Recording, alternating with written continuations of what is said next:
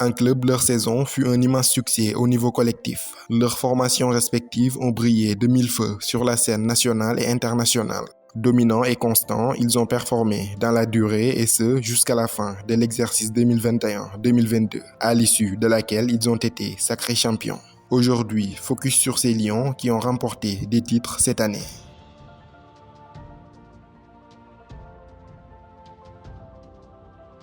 Même s'il n'a pas eu la même réussite que lors de la saison précédente avec les Blues de Chelsea, Edouard Mendy a tout de même bien garni son armoire à trophées. D'abord, une Super Coupe d'Europe glanée face à Villarreal au Windsor Park de Belfast le 11 août 2021 en tout début de saison. Le 12 février 2022, 6 jours seulement après le sacre du Sénégal à la CAN, il sera cette fois sur le toit du monde. Chelsea s'adjuge en effet la Coupe du Monde des clubs à Abu Dhabi. En finale, après un mano à mano intense de 90 minutes, les hommes de Thomas Tuchel viennent à bout des Brésiliens de Palmeiras 2-1 après prolongation. Une domination continentale et mondiale, oui, mais les Blues n'ont jamais su imposer leur suprématie au pays de Sa Majesté, avec 2 finales de Coupe domestique perdues face à Liverpool d'un certain Sadio Mané. Les sénégalais et les Reds ont réussi le doublé cette saison. Pas un doublé Coupe Championnat, mais un doublé Coupe.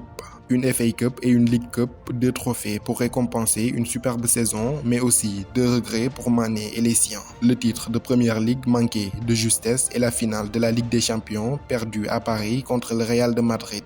En France, à défaut de la Ligue des Champions, le Paris Saint-Germain d'Idrissa Gana Gueye et d'Abdou Diallo continue de dicter sa loi au pays. Le club de la capitale a raflé en cette saison 2021-2022 le 10e titre de Ligue 1 de son histoire. D'ailleurs, le PSG est devenu, par la même occasion, le club français le plus titré sur toutes les compétitions nationales. En Allemagne, personne, absolument personne, ne rivalise en championnat avec le Bayern de Bounassar. L'ogre bavarois a encore fait parler la poudre en cette saison en remportant la Bundesliga pour la 10e fois de suite.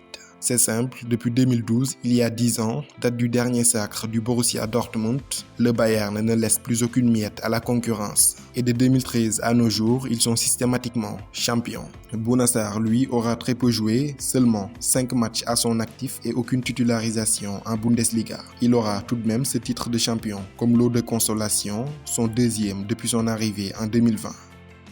En Italie, Fodé Ballo-Touré aura vécu une saison assez similaire à celle de Bounassar. En effet, tous les deux très peu utilisés dans des formations qui marchent à merveille sans eux. Le Milan AC aura réussi une saison exceptionnelle en Italie à l'issue de laquelle ils ont remporté le Scudetto.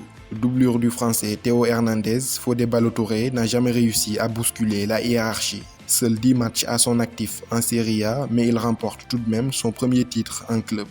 D'ailleurs, les 2 premiers titres de sa carrière, l'ancien monégasque les a remportés en cette année 2022, mémorable.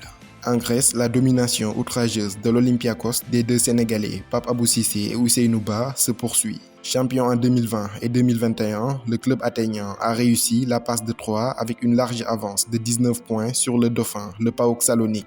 Club le plus titré de Grèce, l'Olympiakos compte désormais 47 titres de champion à son actif. Pape Abou Cissé aura pris part à 25 matchs pour 5 buts et 2 passes décisives. Ousseynou Ba, lui, 18 matchs à son compteur. Première saison et déjà premier titre en Espagne pour Youssouf Sabaly. Son club, le Betis Séville, a créé la sensation en remportant la Coupe du Roi face à Valence. C'est le 2e trophée de la carrière de l'ancien Bordelais après le Mondial Junior 2013 remporté avec les jeunes Français. Enfin, en Turquie, Moussa Konaté a offert à Sivasspor la Coupe de Turquie. Buteur en finale lors des prolongations face à Kayserispor à 7 minutes de la fin, le natif de Mbour fut l'un des grands artisans de ce succès.